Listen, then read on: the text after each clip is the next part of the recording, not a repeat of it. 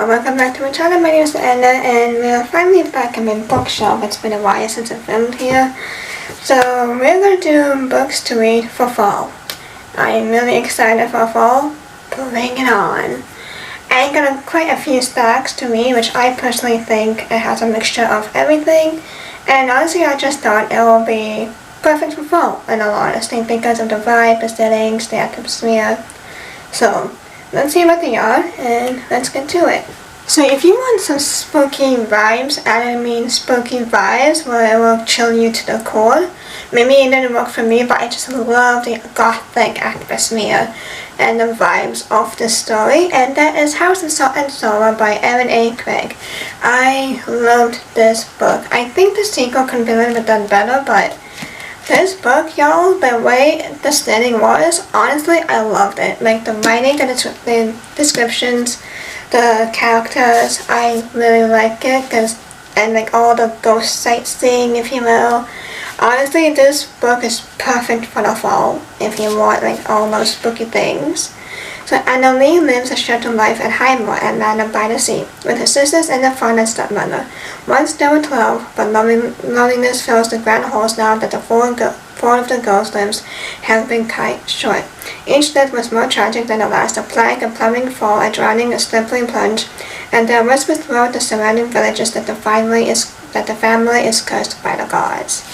So it's a spooky, atmospheric setting as well, so I really love this book a lot. It's just so perfect for Halloween. And I think this is a retell of the 12 Dancing Princesses. So, just in a spookier tale. So I also have like a lot more horror books and thrillers. So this is The Mystery Rider by Solari Gentile. There's nothing easier to dismiss than a conspiracy theory until it turns out to be true. When Theodosia Benton balances her career path as an attorney and just shows up on her brother's doorstep with 2 suitcases and a finished store while she expects to face a few challenges, will her brother support her ambition to send her back to finish her degree? What will her parents say when they learn her decision? Does she even have what it takes to be a successful writer? I think that's an old question every writer is facing as a challenge if they're successful to be a writer. Like, I have been asking myself that too since I started working on Firewave, which is completely done. So I'm working on a new series now, which is The Bound of Curse. But I feel like every author questions themselves. So, we will see. My next book is The Black House, a novel by Carol Johnston. A remote village, a deadly secret, a woman who knows the truth. Robert Reed moved his family to Scotland out of hillbillies, driven by hope, craving safety in community, and hiding a terrible secret. But despite his efforts to fit in, Robert is seen as an outsider. As the legendary and violent hillbilly Dan storm rages around him, he begins to unravel, believing his fate on a remote island of Killarney cannot be escaped. Exciting stuff, really. I've been meaning to read this book, so maybe it will be happening in Halloween. My next book is Secluded Cabin Sleep 6 by Lisa Ungar. 3 couples rent a luxury cabin in the woods for a weekend getaway to die. Oh, well, that sounds nice. I'll like that. I don't know how much of a honeymoon that is. What can be more restful, more restorative than a weekend getaway with family and friends? Hannah's loving and generous tech mogul Brenda found a listing for secluded dream house online. It's his birthday gift to Hannah and includes her spouses and another couple. The 6 friends leave this trip with good food, good company, and lots of on and on from far away from the chatter and pressures of modern life. But the idyllic weekend is about to turn into a nightmare. A deadly storm is brewing, and the mental host seems just a little too present. The personal chef reveals that their beautiful house has a spine-tingling history, and their friends have their own complicated past, with secrets that run blood deep. How well does Hannah know her boyfriend, her own husband? Can she trust her best friend? And who is the new boyfriend crashing their party? Meanwhile, someone is determined to ruin the weekend, looking to exact the payback for deeds long buried. Who is the stranger among them? Ooh, we're gonna find out. My channel popped in new battery. This is like my 3rd one. Came till I've been doing a lot of filming. Yay. So also on like a spookier side, thriller. Well, actually not much of a thriller, just maybe on the spooky side. So it's just dark and twisty. And that is Mistress of Lies by K.M. Enright. A villainous heroine finds herself plunged in the seductive role of power, politics, and murder. in the court of the Vampire King. The daughter of a powerful but disgraced blood worker, Shanley Clare, has spent her entire life perfecting her blood magic. Now she takes her place at the head of the family. Her revenge will soon follow. Samuel Hutchinson is a bastard with a terrible gift, drawn into the world of dark magic and pulled deeply into the ravenous and bloodthirsty court of the Vampire King. Tasked by an eternal king to discover the identity of a killer cutting a bloody swath through the city, Samuel, Shane, and a mysterious royal blood walker named Isaac find themselves caught in a complicated web of desire, treason, and vengeance, as they must decide if the good of the nation is worth the price of the souls. How intriguing. And I love the color. I mean, look at it. It's so creepy beautiful. So if you want like more a haunting, but not specific haunting as in ghosts, but more by the ocean type vibe, it is The Sirens by Amelia Hart. They tried to drown our voices, but the sisterhood of the sea cannot be silenced. 2019, Lucy awakens in the middle of the night with her hands around her ex-lover's throat. Horrified, she flees to her older sister's house on the Australian coast, hoping Jess can explain the vivid dreams that preceded the attack, but she is nowhere to be found. Desperate for answers, Lucy finds and begins to read her sister's adolescent diary. 1999. Jess is a lonely 16-year-old in a rural town in the middle of the continent. Diagnosed with a rare allergy to water, she has always felt different until her young, charming art teacher takes an interest in her drawings, seeing a power and maturity in them, and her that no one else has. That's creepy. 1800. Twin sisters Mary and Eliza are torn from their home in Ireland and forced onto a convict ship bound for Australia. Since the mothers drowning when they were girls, they fear the ocean, but as the boat bears them farther and farther from all they know, they feel the water calling to them. As Lucy awaits Jess' return, strange rumors surrounding her sister's small town start to emerge. Numerous men have disappeared at sea, a tiny baby was found hidden in a cave, and sailors tale of hearing Mormons' voices on the waves. That is so haunting. Oh, I love it. So if you want like a more dark academia vibes, haunting boarding schools type thing, maybe more so in academia, not more haunting, that is Babel by R.F. Kuang. Look at my lovely annotations. I love this book so much. And this is more dark academia than haunting, because I don't really see Babel as haunting, so all that fun stuff. And this is a historical fantasy epic that grapples with student revolutions, colonial resistance, and the use of language and translation as a dominating tool of the British Empire. Tradutor, tritutor. An act of translation is always an act of betrayal. So I really love this. Maybe I should reread this again. It was so good. Like, the only thing I didn't really like was the footnotes and how it's like, hey, you should read this because you look stupid. That sort of thing. Like it was more in your face, and it's like, she kind of didn't really expect the readers to be smart, I guess. So, I don't know, like, the footnotes kind of bothered me sometimes. So, yeah. That was like the only thing that bothered me, but I really did love this.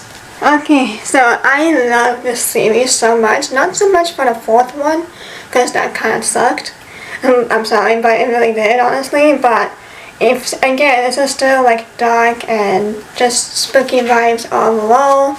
And this is Stalking Jack the Ripper by Carrie Maniscalco. I absolutely love these series, except, what is it? Capturing the Devil. I think that was the last book. It was okay. Like, there was just, I don't know, and it didn't feel like the mysterious vibe that this book had. I think it just dropped off completely. But I honestly love this series, regardless, so maybe I should also reread this again. He is an infamous killer no man has ever been able to find. Now it's a girl's turn. That's actually crazy. To this day, no one knows the identity of Jack the Ripper. Like, it's actually crazy how he got away with it. Like, wow. Groomed to be the perfect high-born Victorian young lady, Audrey Rose Wadsworth has a decidedly different plan for herself. After the loss of a beloved mother, she is determined to understand the nature of death and its workings. Training in her embroidery needle for an autopsy scalpel, Audrey secretly apprentices in forensics. She soon gets drawn into the investigation of serial killer Jack the Ripper.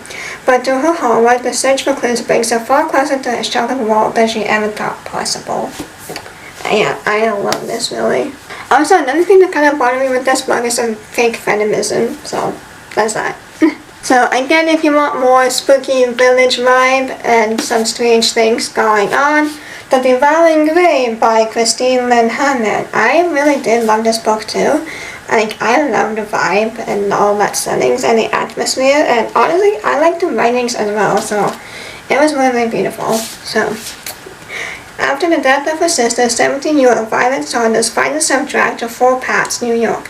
Violet may be a newcomer, but she soon learns her mother isn't. They belong to one of the revered founding families of the town, where stone bells hang above every doorway, and danger lurks in the depths of the woods. So it's your typical what happened in the forest type of thing. So, but it's really so good, I honestly recommend it. So this book actually just came out, it's Arcania Academy, so I think this is also Dark Academia as well, from what I can remember, but like, look at the cover and like the straight edges. Wow, I love it. A woman who wields magical tarot cards lands herself in a false engagement with the headmaster of a mysterious academy. Our Grace Swan has survived the underworld of Eclipse City through theory, luck, and a whole lot of illegal magic. After Jungle Iowa, Clara is sentenced to a lifetime in prison for inking tarot cards, and they are probably reserved for the practitioners at the Elite Arcania Academy. Just when it seems her luck has run dry, the Academy's enigmatic headmaster, Prince Kalius, offers her to escape for a price. Kalius believes that Clara is a perfect tool to help him steal a tarot card from the king and use it to recreate an all-powerful card long lost to time. I am so excited. She actually recently became a favorite author. I have read A Triumph of Sorcerers by her. I loved it. Still need to read this series, but I don't know. I'm ready for this. So I'm gonna shamefully promote myself, and that's about it. Cause if you guys like magical realism with dark vibes, it will get dark, I promise you. Like, especially after the second book, it will go downhill in a good way. And it's just chaotic magic, which I love. This is the book for you. Let's read what it's about, shall we? Oh my gosh. Enter the realm of magical legends in this first book of a brand new series. Oh, I love that. Known to be a peaceful world, Asqueria is a vast magical realm filled with magic-filled insignias and creatures alike. However, there is a disturbance in the air that unsettles Asqueria. It is an ancient evil that had been accidentally discovered by Avery.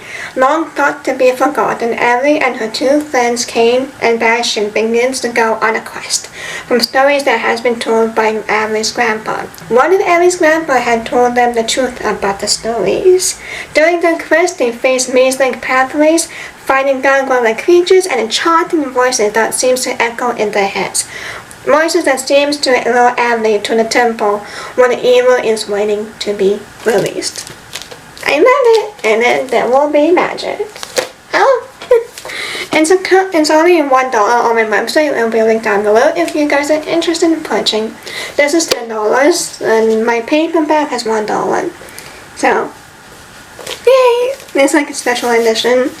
So, yeah. Awesome fun fact, I'm also redoing the cover of my paperback. I actually don't really like it. So I'm redoing that. Spoiler alert, oh well. So I don't know when that will come out, so yay. So I also think this will also fit the vibes. There's just magic and enchantments and just so many good quests that comes in here. So this is Infraction by Corey and Hayden. I forget what story this is a retell for, but we're gonna find out. The princesses of River are beloved by the kingdom and the fawn and the king. They are cherished, admired, cursed. Jane, Alice, Nora, Grace, and Eden carry the burden of being punished for a crime they did not commit or even know about. They are cursed to be without one essential thing, the ability to eat, sleep, love, and remember or hope, and their mother, the queen, is imprisoned, frozen in time in an unbreakable glass box. But when Eden's curse sets in on her 13th birthday, the princess is given the opportunity to break the curses, to prevent them from becoming the truest spells and dooming the princesses for life. To do this, they must confront the one who cast the spell, Regan, a young witch who might not be the villain they thought, as well as the wickedness plaguing their own kingdom and family. So, it was a fun read. Like, it did have a nice atmospheric vibe to it, so it was a fun read. So, another, I kind of recently got into her books, like maybe last year recent, and that's The Haunting of Ashburn by Darcy Coates. There's something wrong with Ashburn House. Everyone knows about Ashburn House. They whisper that it's old over the wet mat and restless ghosts still walk the halls. But when Adrian, a desperate and in need of a place to stay, inherits a crumbling old mansion, she only sees it as a lifeline until darkness falls. When the sky falls. Alright, anyways. So I actually have 2 books of mine, and that is Natasha Princeton. I have 1 more book, I think I lied. I didn't think the Hammock Island was the one or not. That is The Haunting and the Lake. Oh yeah, I also met the island as well. So, that's fun. Penny knows that she must forget about her ex, Nash. Ever since his father was revealed as a brutal serial killer who traumatized the small town last Halloween, Penny's parents have forbidden her to have anything to do with Nash and his family. I mean, that's fair. It's hard not to think of him, but she's trying. That stops when she goes shopping with her friends for a costume. When she finds his dad is ripped for a horror movie, summoned from school, bleeding out on the floor of a dressing room, stabbed. People are quick to blame Nash and his sister Grace, but as Halloween nears the end the body count rises, Penny can't help thinking this copycat killer is someone no one else suspects. Okay. And the other one is The Lake. Esme and Kayla once were campers at Cat Pine Lake. Now they're back as counselors in training. Esme loves the little girls in her cabin and thinks that it's funny how scared they are of everything. The woods, the bugs, the boys. I mean, the boys can be pretty terrifying. But anyways, I'm just kidding. Even swimming in the lake. I actually hate that too. It reminds her of how she and Kayla used to be before. Because Esme and Kayla did something terrible when they were campers, something they kept a secret all these years. They vowed that this summer would be awesome, 2 months of sun, s'mores, and flirting with the cute, bright counselors. But then they get a message. The lake never forgets. We're gonna be reading this. Probably for this year Halloween. So again, I have another thriller coming out. That's The Orphanage at the Lake, The Orphanage by the Lake by Dana J. Miller. A missing girl and orphanage filled with secrets. Hazel wants a new life. She's a 30-year-old singer and her private investigation business is months away from folding. Her luck takes a turn when Madeline Hemsley, a mysterious socialite, pays Hazel a visit with an awful tone, enticing them to resist. An orphan girl has appeared from the child's home, the orphanage by the lake, as the locals call it, and Madeline wants Hazel to find her. So, if you want spooky libraries that is filled with grimoires and grimoires escaping library and causing havoc in the city, that is Sorcery of Thorns by Margaret Rogerson. I love this book, as you can tell. My lovely annotations are so fun. All sorcerers are evil. Elizabeth has known that as long as she had known anything. Raised as a foundling in one of Austermere's great libraries, Elizabeth has grown up a multitude of sorcery, magic and grimoires that whisper on the shelf and rattle beneath for iron chains. If provoked, they transform into ghostly monsters of ink and leather. She hopes to become warden, charged with protecting the kingdom from the Patwood. Then an act of sabotage releases the library's most dangerous grimoire. Elizabeth's desperate intervention implicates her in the crime, and she is torn from her home to face justice in the capital. With no one to turn to but her sworn enemy, the sorcerer Nathaniel Thorne, and his mysterious demonic servant, she finds herself entangled in a century-old conspiracy. Not only can the great libraries go up in flames, but the world along with them. I love it so much. Oh, look at that eyeball. My almost second to last book, that is Kingdom of the Wicked by Carrie Maniscalco.